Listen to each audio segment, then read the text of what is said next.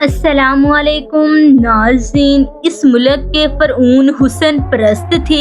یہ اپنے لیے ملکے اور کنیزیں شام سے منتخب کرتے تھے۔ اسی ملک کی دلہنیں اپنے شادی کے دن کسی ملکہ سے کم نظر نہیں آتی، اور پوری دنیا میں مشہور ہونے والا بیلی ڈانس کا آغاز بھی اسی ملک سے ہوا تھا۔ لیکن یہ ملک صرف اپنی سخاوت اور خوبصورتی کی وجہ سے مشہور نہیں ہے۔ ناظرین، اسی سرزمین پر فرعونوں نے ہزاروں سال حکومت کی، جہاں حضرت موسیٰ علیہ السلام نے حق کا پیغام پہنچایا۔ حضرت آسیہ نے ایمان کی خاطر ظلم کو برداشت کیا، اور آج بھی یہاں پر دنیا کے عظیم ترین اہرام انسان کو حیرت میں ڈال دیتے ہیں۔ ناظرین، آخر اہرام مصر میں ایسا کیا راز ہے کہ ہر سال لاکھوں سیاح صرف اسے دیکھنے کے لیے یہاں پر آتے ہیں؟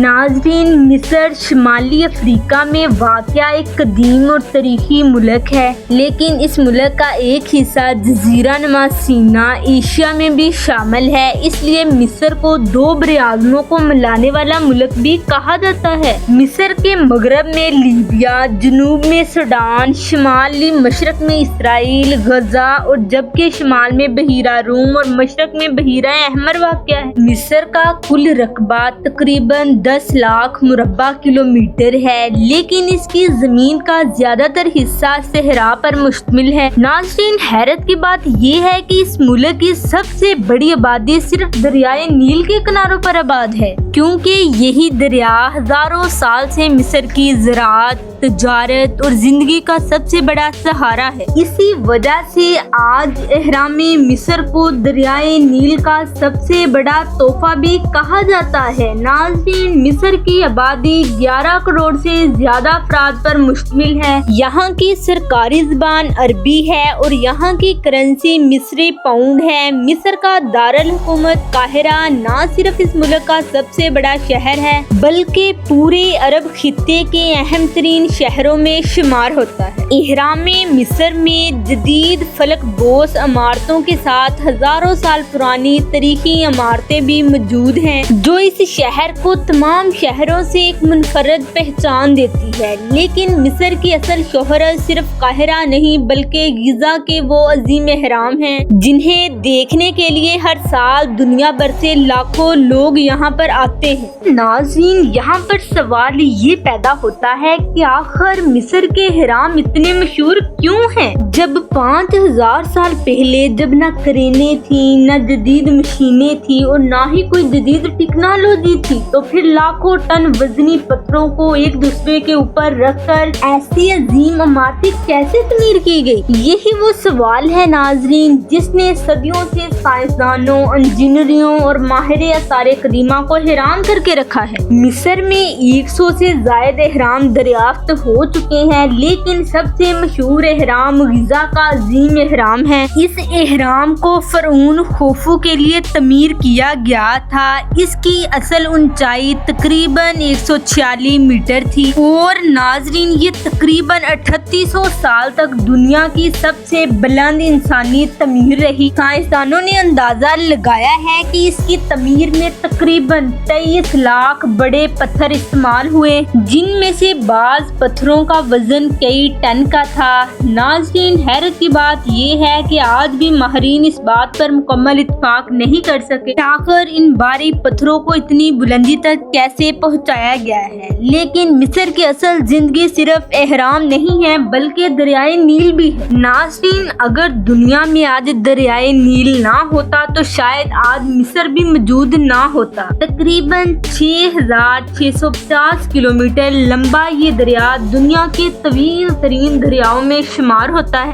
یہ دریا براعظم افریقہ میں واقع ہے اور 11 ممالک سے گزرتا ہے۔ ناظرین، ہزاروں سال سے یہی دریا مصر کی زمین کو زرخیز بناتا آیا ہے۔ قدیم زمانے میں جب ہر سال نیل میں سیلاب آتا تو اپنے ساتھ زرخیز مٹی بھی لاتا، جس کی بدولت کسان بہترین فصلیں اگاتے تھے۔ اس لیے قدیمی مصری کہتے تھے کہ مصر دریائے نیل کا تحفہ ہے۔ آج بھی مصر کی زیادہ تر آبادی اسی دریا کے کنارے پر آباد ہے، کیونکہ ملک کا بڑا حصہ صحرا پر مشتمل ہے۔ تو ناظرین، اب ہم لوگ بات کرتے ہیں فرعونوں کی۔ فرعون दरअसल कदीम मिस्र के बादशाहों का लक़ब था। उन लोगों को सिर्फ हुक्मरान ही नहीं बल्कि खुदाई ताकत रखने वाला समझा जाता था। उनके हुक्म को कानून माना जाता था। उनकी वफात के बाद उन्हें आम कब्र में दफन नहीं किया जाता था बल्कि उनकी लाश को खास तरीके से महफूज करके मम्मी बना दिया जाता था ताकि हजारों साल बाद भी जिस्म खराब ना हो।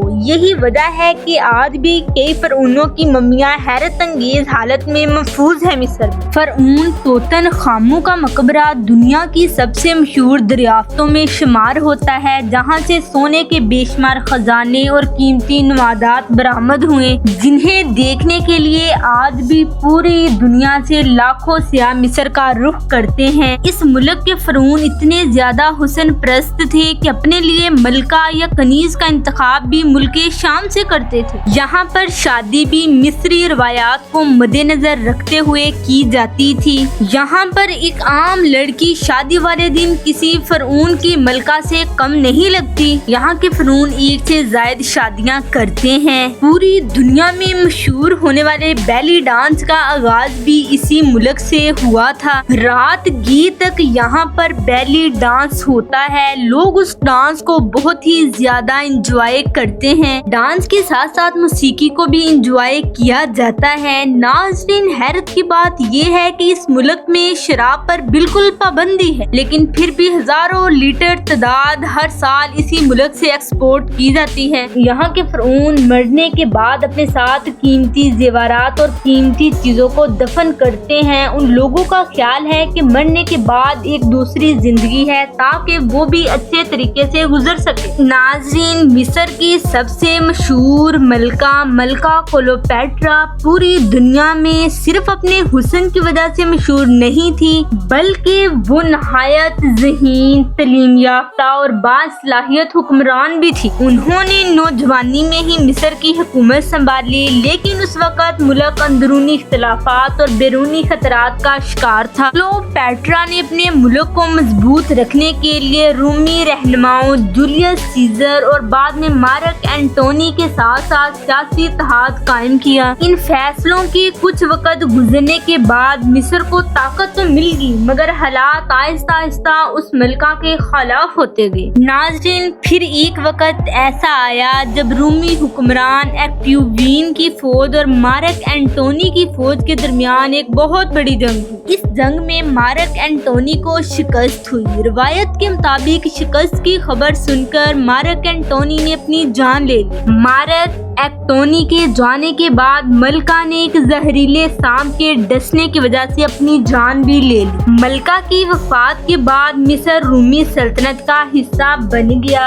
इसी वजह से मलका पर बहुत सारी किताबें लिखी गईं, फिल्में बनी। बताया गया कि हुक्मरान की असल ताकत सिर्फ फौज ही नहीं होती, बल्कि औरतें भी अपनी अकल, हिकमत और सियासी बसीरत से मुल्क को अच्छा बना सकती हैं। नाज़रीन, यही वो सरजमीन है जहाँ अल्लाह ताला ने हजरत मूसा अलैहिस्सलाम को फरऊन की हिदायत के लिए भेजा। कुरान मजीद के मुताबिक फरऊन अपनी ताकत के नशे में खुद को सबसे बड़ा हाकम समझता था और बनी इसराइल पर सख्त जुल्म करता था। अल्लाह ताला के हुक्म से उनकी वालदा ने उन्हें एक संदूक में रखकर दरियाए नील के हवाले कर दिया, जहाँ से वो फरऊन के महल तक पहुँच गए। पर उनकी अहलिया हजरत आसिया अलैहिस्सलाम ने उस बच्चे को देखा तो उनके दिल में उसके लिए मोहब्बत पैदा हो गई। तो उन्होंने फरऊन से कहा कि इस बच्चे को कत्ल ना किया जाए, शायद ये हमारे लिए फायदेमंद साबित हो या उसे हम अपना बेटा बना लें। बाद में जब हजरत मूसा अलैहिस्सलाम ने नबूवत का ऐलान किया तो हजरत आसिया अलैहिस्सलाम तो ईमान ले आई। हालांकि उन्हें मालूम था कि इस फैसले की कीमत बहुत भारी होगी। फरऊन ने उन्हें ईमान छोड़ने पर मजबूर की, लेकिन उन्होंने इनकार कर दिया और अल्लाह की रजा के लिए हर तकलीफ बर्दाश्त की। कुरान मजीद में हजरत आसिया अलैहिस्सलाम को ईमान वालों के लिए एक बेहतरीन मिसाल करार दिया गया है। नाज़रीन, मिस्र के खानों की पहचान ही अलग है। मिस्री लोग फूल में दामस, कोशरी, फलाफल, कबाब और ताज़ा रोटी बड़े ही शौक से खाते हैं। कोशरी मिस्र की कौमी डिश समझी जाती है, जिसमें चावल, दाल, पास्ता, चने और टमाटर की खास चटनी शामिल होती है। यही सादा मगर लजीज खाने सदियों صدیوں سے مصری ثقافت کا حصہ ہے۔